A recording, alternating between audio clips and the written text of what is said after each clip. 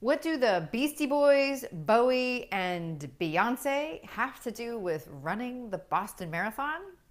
And what does that answer have to do with making it easier to make the universal individual and the individual universal?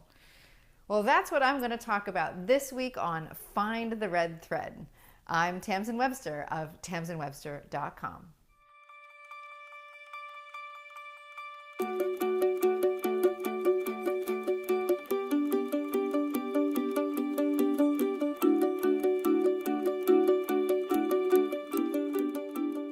When I trained for the Boston Marathon, these many years ago, I was not a runner. And because I was not a runner, I didn't know how to run.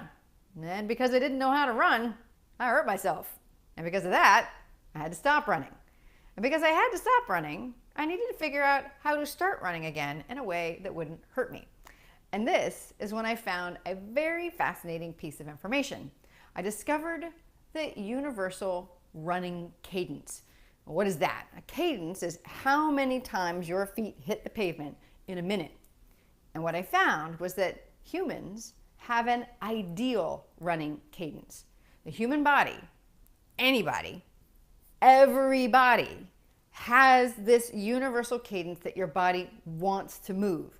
I mean, you may not actually want to move that way, but if your body moves that fast, it's moving in its most efficient manner. And, which was useful for me, it was nearly impossible for me to run in such a way that hurt me. And so, I had a solution. But how could I make sure that I stayed with that cadence without boring myself to death with some kind of metronome that just went beep, beep, beep, beep in my ear, because that'd be pretty annoying. So I discovered that, you know what? Who else pays attention to something per minute? And I thought, musicians do. And that meant I was on a quest to find as many songs as I could stand to listen to that were at that same cadence, that same 180 steps, or in this case, beats per minute. And you might think that, my goodness, all that stuff would start to sound the same after a while. But it doesn't. That's where Beastie Boys, Bowie, and Beyonce come in.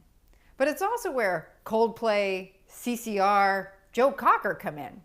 All of them, and in fact, a huge number of artists have recorded songs at 180 beats per minute.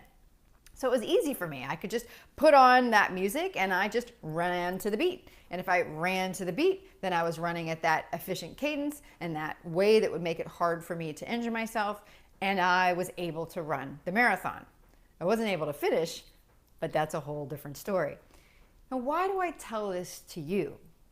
Well, because when we're putting messages together for ourselves or for other people, it can often feel like a highly inefficient process. And at the same time, there's this worry that I hear over and over again from clients that maybe it isn't that different, this message, from what everybody else has to say. And this is where I bring in the lesson I learned from 180 beats per minute. That in many, many cases, the individual is universal and the universal is individual. My individually best way to run was to follow a universal cadence. And what's universal, that cadence, is in turn best for every individual.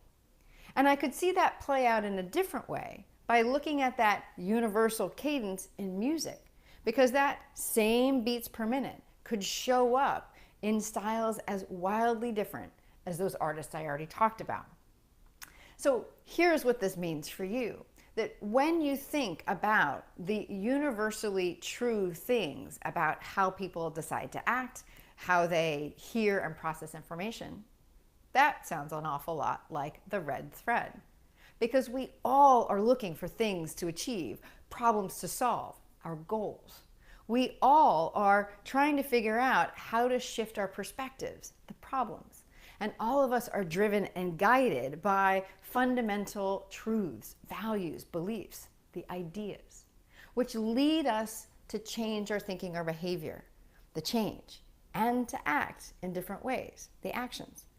And so as you're thinking through, how do I find the most efficient way to put a message together that will be universally appealing and yet individual to me and individually meaningful to the people that I'm talking about? Well, use the red thread like that universal running cadence. Use it to decide what are those universal kinds of concepts and how does my message fit into that? And you'll find that in that case too, the individual is universal and the universal is individual. And by the way, back to the Boston Marathon, when I was finally able to finish it the second year that I trained, the song that took me down that last stretch across the finish line was a perfect 180 beats per minute, Katy Perry's Roar. I'm Tamsen Webster of tamsenwebster.com. I hope you enjoyed this week's episode of Find the Red Thread. In the show notes, I will put my crazy eclectic 180 beat per minute running list for you in case you just want to listen to it. It's great for working, by the way. But if you're also interested in working together to figure out how to find your red thread, then contact me at tamsenwebster.com/contact.